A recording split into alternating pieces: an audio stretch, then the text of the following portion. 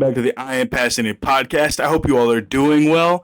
This is the 50th episode of the I Am Passionate podcast, and I just want to say thank you all so much for listening to each and every episode. For this NFL season, I've done a great job at posting every episode on my YouTube and Spotify account, which, last season on Spotify, there was a couple episodes that I might have missed, but every episode is available on YouTube. Please come to my YouTube channel, go to my Spotify, check out the podcast. I think you all will enjoy it. But I've noticed the improvement from my very first episode to the episode, I'm currently making, and I hope to continuously see growth over the next 50. So enough about that. We're going to dive into, because we have week 12 action, but talking a little bit about week 11. Had a pretty good week 11. Overall, I was 11-4. The wins came from the Patriots, Miami, the Bears, the Steelers, the Ravens, the 49ers, the Cowboys, the Broncos, the Panthers, the Texans, and the Packers. My losses came from the Chargers, the Lions, the Bucks, and Seattle. Just kind of like looking at those, I'd say the most surprising loss being the Chargers, considering just how badly they got beat. Yeah, that was the most surprising loss. But talking about my top 5 week 11 games, we're going to go from 5 to 1. Honestly, I'd say this week, they're all pretty interchangeable. For number 5, we have the Bucks versus Bills. The media did kind of hype up this matchup. It was still a good game, don't get me wrong. I think the media kind of thought that this game was going to be a little bit closer.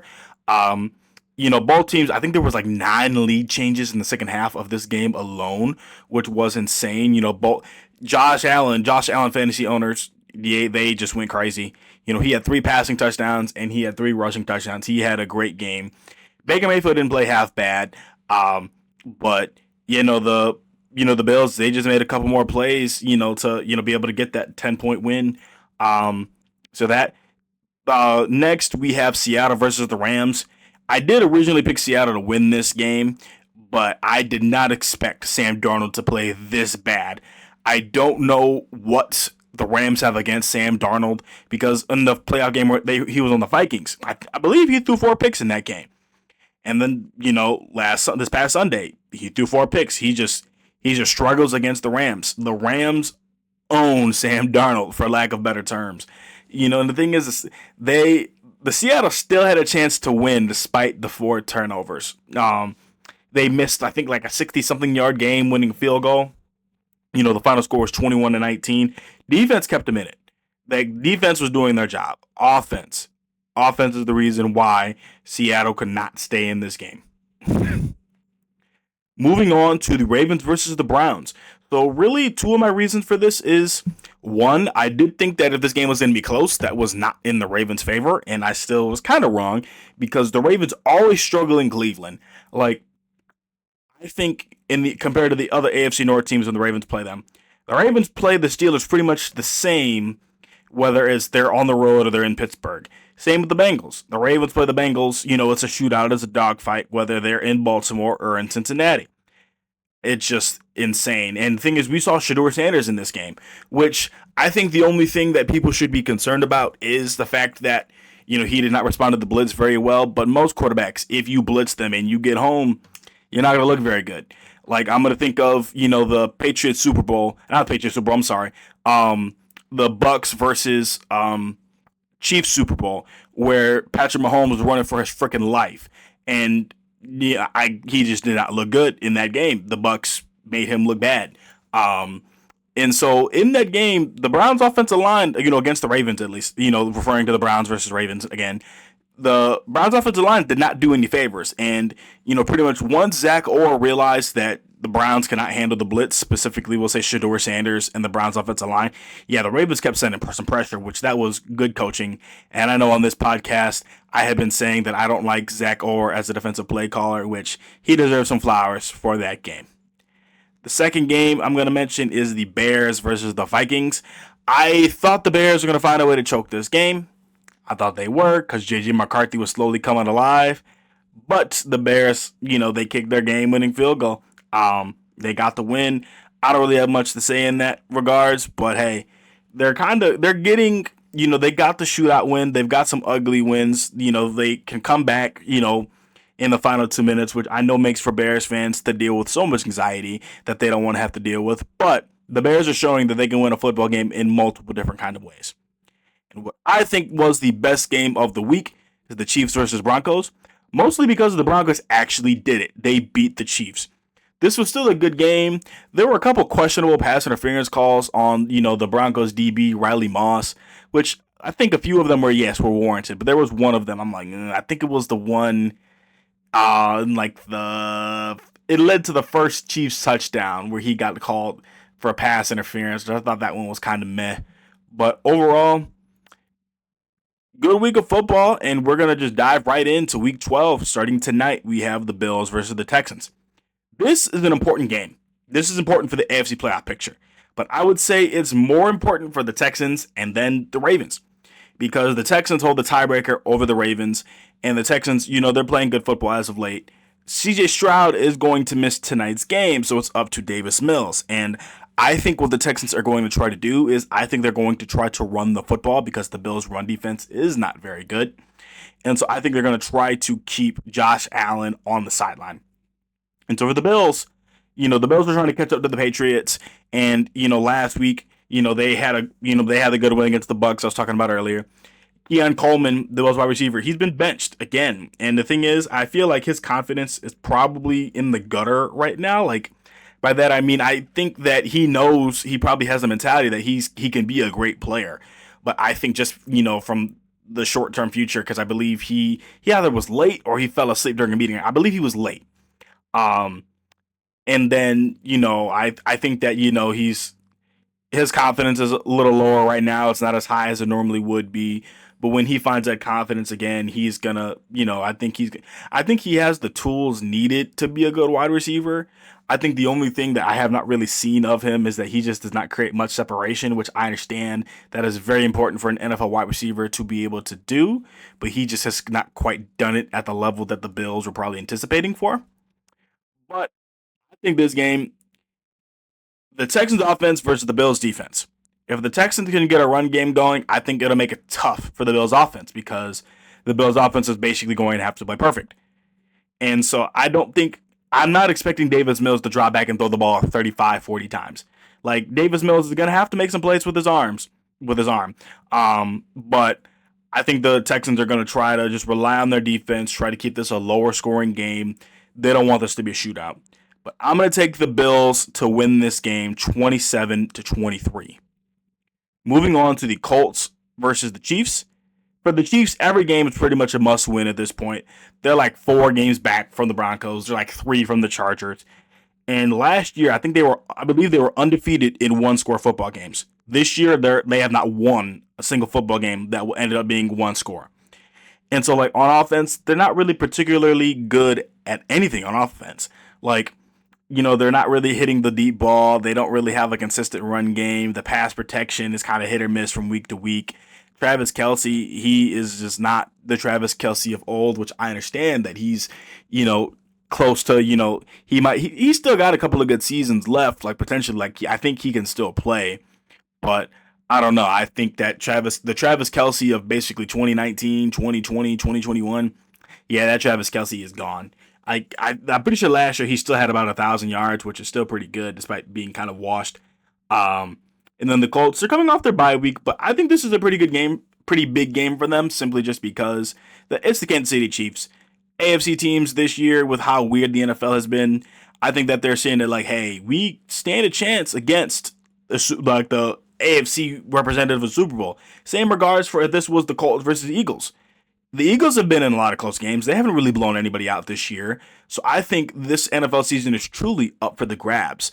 Because if you were to tell me in basically July that the Colts, the Patriots, the Broncos, the Chargers, well, not the Chargers, the Colts, the Patriots, the Broncos, and the Steelers were basically up there for leading their division, I would have called you a little crazy because I thought the Chiefs would have been in the conversation. I thought the Ravens would have been in the conversation. But hey, it is what it is. It is what it is. But for my score prediction, I'm going to go with 30-24 Colts. I think the Chiefs are going to drop another one-score game. Moving on to Seattle versus the Titans. Sam Darnold, man. Sam Darnold. Look, I understand that you've played well for most of this season. You did not play well last week. You didn't play well the week before. It's been since that Commanders game in prime time where bro, where has that Sam Darnold gone? Right now you're Jet Sam Darnold. You're seeing ghosts. But I do think that this is the perfect opportunity to bounce back because the Titans as a whole, they're a dumpster fire. Last week the Titans they did have, they had some chances to win that game. There was a play where I saw it on TikTok where basically there was a wide receiver. I don't know the wide receiver off the top of the wide receiver does not come off the top of my head. Like I don't know who it is, but yeah, he ended up running what looked like to be the wrong route. And if he had ran a corner route, which that could have been the actual play call, but if he basically they should have had an easy touchdown, but it looked like the wide receiver ran the wrong route. That's what I'm trying to say. Sorry for dancing around that, but I think Seattle's going to get right with this game. I think they're going to get the dub 28-7. Vikings versus the Packers. This season has not gone the way Vikings, as an organization and their fans have expected. JJ McCarthy has not really played all that well this season, outside of the fourth quarter against the Bears both times, and then that Lions game. Otherwise, he just has not really looked all that good this year, which I think is alarming. The offensive weapons they have are too good, and they're not playing all that greatly because of the quarterback play. Justin Jefferson, we kind of thought was quarterback proof. Like he had caught a pass. I think it's either a pass or a touchdown pass. We'll just say he caught a pass from 8 different quarterbacks, and he's only been in the league since 2020. So in a 5-year span, yeah, that's a lot. And the thing is, before this season, he had been averaging 95 yards a game, which is the best in NFL history. And now his stats, I think, are like 70. He's averaging like 76 yards a game this season. So that 95 is probably more like 88, 89. I don't have the stats pulled up in front of me in terms of what his exact yards per game is for his career. And the Packers, man. The Packers offense is so inconsistent. Last week, Josh Jacobs went down for an injury, and it does look like he can miss some time. And so I would think the Packers offense has been their weakness this season because I can still argue that in all the games that they've lost was because of their offense. The defense kept them in the game, but their offense could not get anything going. And I think that this is going to be another tough test for the Packers, but I'm going to take the Packers to win this one still, 24-16. Moving on to the Jets versus Baltimore. So the Jets, they're benching Justin Fields for this game. Tyrod Taylor will be the quarterback, and I think it's going to be different just because Tyrod Taylor has that veteran experience where, he's probably going to be making more checks at the line of scrimmage. He's seen a lot of different defenses that, NFL teams, have thrown at him. And so I think that with Justin Fields, the threat of the read option was going to be more prevalent, which I'm sure that's still in their playbook with Tyrod Taylor. But Tyrod Taylor at this point in his career, if he's going to beat you, it's going to beat you because he's going to throw the ball and then he's going to extend plays. And then maybe if, he catches you lacking, he's going to scramble for a first down. So the Ravens defense, they stepped up last week. I thought that if they were in a close game against the Browns, it would not end in their favor. But hey, they swept the Browns this year. It's been a couple of years since they swept the Browns. But I'm very happy with how well the defense played. They looked really, really good. And I think in this game, they need to get off to a fast start, and they need to build off of the defensive performance that they had last week. Offense, I would say offense last week for the Ravens was just more unlucky because the 2 interceptions that Lamar Jackson threw last week were the first one hit off the hands of Keaton Mitchell and it ended up being a pick six. And then the second one, the Ravens were in the red zone. This is after Shedeur Sanders had gotten in the game and threw an interception. It was off the helmet of Rosengarten, the right tackle, I believe, and then ended up being intercepted by, I believe, Carson Swizinger? What are we going to call him Carson? Number 49, their rookie linebacker. So I think the offense is going to bounce back, this week. Give me the Ravens to win this one, 31-17, and they're going to keep applying that pressure on Pittsburgh. So moving on to the Giants versus the Lions. I think the Lions' aggressive mentality on fourth down is going to bite them in the butt. I think 2 years ago, it bit them in the butt in the NFC Championship against the 49ers. I think it might have been 2 years ago. Yeah, I think that was 2 years ago. It definitely bit them in the butt because I believe that if they took some points in that game, they would have ended up winning that football game because they had a couple of times where they could have kicked a field goal. They ended up going for it, and the 49ers stopped them. And this game against the Eagles last week, I understand it was an ugly game all around. I think they were 0 for 5 on fourth down, and I think 2 of those 5 fourth down attempts, they were within field goal range. I would have kicked field goals in those situations simply just because Jared Goff was running for his life. Like Jalen Carter, Jordan Davis, they were messing up the game. They really were. That is exactly why I would have taken my points in at least those specific instances. Like I think their aggressive fourth down mentality, it's not going to work against the powerhouses of the NFC. It's not. And we saw it last Sunday night. But the Giants, they were in a close game last week against the Packers. Winston did not look bad. He threw one interception, but overall, he managed the game pretty well. And the run game looked a lot better. But I think that they're going to need to sling the rock against the Lions if they want to get the upset. But I'm going to take the Lions to win this game 35-20. So this game, the Pittsburgh Steelers versus the Chicago Bears. Aaron Rodgers returns to Chicago for an all matchup against his favorite team. But here's the funny thing. He might not play in this game. Yeah, he has a fractured wrist, and it is not 100% confirmed as of 2:45 on November 20th that if he is going to play in this game. If not, Mason Rudolph is going to play. And regardless of if he plays or not, he is definitely going to be booed. And Aaron Rodgers had some comments basically saying that he thinks he should not be the villain because he does not play for Green Bay anymore. Yeah, no, you're still the villain. You're still the villain. I'm not even a Bears fan, but I would imagine that every Bears fan that I know, it could be a decade after Aaron Rodgers retires, they'll still talk about some of the stuff that Aaron Rodgers did to the Bears, like the freaking, I think, 4th and 12 to Randall Cobb, or a couple years ago when he said the comments, quote, "I still own you." That's just two that came off the top of my head, but y'all know what Aaron Rodgers has done. I don't need to say any more about that. But the Bears offense, I think they need to start faster because I feel like for their offense, they have not looked good from start to finish. By that, I mean like they've looked good throughout football games. I'm not trying to take that away. But for 4 straight quarters, I don't know. I feel like they haven't really done that to the extent that they should have this season. And so I think against the Steelers, they're going to have to get the ground game going because I feel like if it's going to be a long day for Caleb Williams, if he's going to have to run from TJ Watt, Alex Highsmith, Jalen Ramsey, because Jalen Ramsey will go on the occasional blitz. But I'm going to take the Bears to win this game 23-21. The Patriots versus the Bengals. I think this is very interesting because I kind of want to say this is a trap game. Yes, Jamar Chase is not going to be playing for the Bengals in this game due to the situation last week, which you all have already heard about it. So I'll just leave that at that. But the Bengals do still have T. Higgins, and they got a couple other weapons. The Patriots have a really good run defense, so I think the Bengals running back, I'm not really expecting much from him. But hey, who knows? Any given Sunday. But if this game does end up being a shootout, it says a lot about the Patriots. They've gotten some ugly wins. They played really well against, good teams. So I think the only kind of win that they need is just a shootout. Because I feel like if they can win a shootout, then I think that kind of says a lot about this Patriots team, despite what their schedule has been.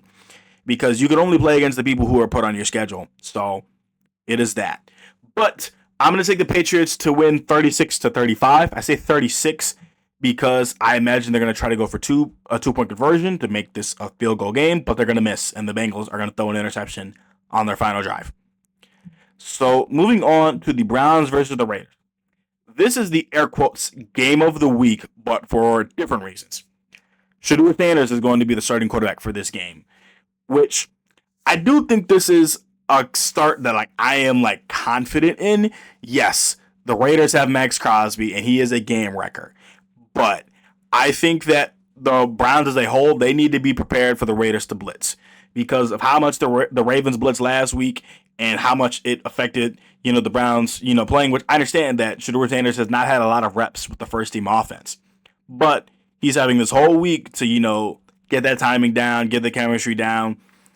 I think, he would definitely play a lot better against the Raiders. But the Raiders, they did not this has not been the season that they definitely have been expecting, because Pete Carroll, Geno Smith, that reunion has not really looked like it was expected to look. But I'm going to take the Raiders to win this game 17-16. I think whoever wins this game is going to be determined by whoever has the better pass rush. The Browns have the better defense by far, which I would not be surprised if the Browns defense comes up with a couple interceptions to make Shedeur Sanders' life even easier. But I think that this game's going to be 17-16 just because, I think it's going to be kind of a first game jitter, so to speak, where like the Browns are going to start out slow, then Sanders is going to find his rhythm, so to speak. So this game is truly a coin flip. It really is. I think that Shedeur Sanders is going to look significantly better, and I would not be surprised if, Shedeur Sanders is considered to be their quarterback, not just for the rest of the season, but to try to give him a chance next season. Because I don't think they should draft a quarterback next year. I don't think they should. I think they should roll with what they've got between Dillon Gabriel, Shedeur Sanders, Deshaun Watson still on the roster. Just keep that in mind. Moving on to the Jaguars versus the Cardinals. This is a trap game. This is a trap game for the Jaguars. Last week, they looked great against the Chargers. They won 35-6. Did not expect that. In the air, on the ground, defensively, they played great. For the Cardinals, Jacoby Brissett did throw for, I believe, like 450 yards against the 49ers, and I get it. The 49ers defense, the 49ers team as a whole is pretty injured. But I don't know. My gut is telling me Brissett could have another big game this week. I'm going to pick the Cardinals for the upset, 27-24 victory. And also, it's been a while since I've kind of picked the team that most people would think are going to lose the game, like the underdog. A couple more games left. We have the Eagles versus the Cowboys, the rematch of the first football regular season game of this year. Eagles defensive tackle Jalen Carter, he should be motivated because, he didn't play in that week 1 matchup. You all know the situation. His situation was very similar to the Jamar Chase situation in terms of the actions of both of those individuals. But both of these teams are completely different from week 1. The Eagles offense has been up and down all season, and there have been reports that Jalen Hurts has been losing the locker room. People have, been growing frustrated, which I'm not exactly sure about that. Like, I think despite of what people think about Jalen Hurts, whether you think about him negatively or positively, he does show up when you need him most. He does. So I think that should be, accounted for. And I think that he's just going to be a type of person where he's not going to, put up 300 plus yards every game. He might put up, let's just say, about 180, throw for a touchdown, run for one. And hey, I will admit, I'd rather have somebody with worse stats in terms of like not being as flashy, but you get the win over somebody who throws for like 500 yards and then they get the loss. The Cowboys defense has gotten better, so I think that this could make the game even more interesting. They've got Quinnen Williams, they've got Logan Wilson. I think that, Logan Wilson, that's his name. And the Cowboys offense, they've hit their stride. We kind of know what their offensive identity is this season. And so I think that this one will be even more interesting than their first matchup. But I'm going to take the Eagles to still get this win 24-20 because I'm going to put some respect on their defense. Moving on to the Falcons versus the Saints. The Falcons season, in my opinion, is pretty much over. They were pretty much in control of that Panthers game the entire game, and then they ended up losing, which I understand. A role in that is Michael Penix being done for the season. This is his 3rd ACL tear. First in the NFL, then he had 2 in college, which that is just insane. So Kirk Cousins has to step in, and Kirk Cousins kind of had the Russell Wilson treatment where like he looked really good before getting to the team, and then just his skill falls off a cliff. Like he's trying to dodge the washed allegations, which he might be washed. He might be. But luckily, they have to play the Saints. And the Saints, they're coming off their bye week, which, the week before, they got to win against Carolina, which, good game, 17-7. And I think the Saints' strategy is going to be to try to shorten this football game just because they're not going to want, Bijan Robinson to run for like 300 yards. I'm going to take the Falcons to actually win this, though. I think Kirk Cousins, even though that he's a veteran quarterback, he's not going to have to do much. I'm going to take them to win 17-10. Moving on to the Bucks versus the Rams. I think this is going to be a great Sunday Night Football game. Both, the Bucks and, the Rams, they've got amazing offenses. So I think that this could either be a shootout or like a, close game that goes down to the wire sort of thing. One or the other. Um, and so Matthew Stafford, I'm pretty sure the MVP frontrunner right now is Drake May, which I don't think it should be him when you consider that some of the weaker teams that they played. Like Drake May has been playing good this season, and like I said earlier, you can only play who's lined up against you. But the reason why I think Matt Stafford should be the frontrunner is simply just because some of the teams that they've beaten, I think they've played higher levels of competition, in my opinion. So I think that the defense is also playing really, really well. Those 4 interceptions that, they got against Sam Darnold last week. But I think this game is going to go down to whoever has the ball last or whoever runs the ball better.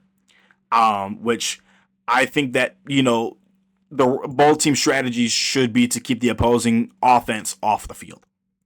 But I'm going to take the Rams to win this one 34-31. And now for the Panthers versus 49ers. This, I think, is going to be a sneaky good game on Monday Night Football. The Panthers had their comeback win against the Falcons. I would say last week was Bryce Young's best game of his career. He had over 400 yards, and he was looking calm.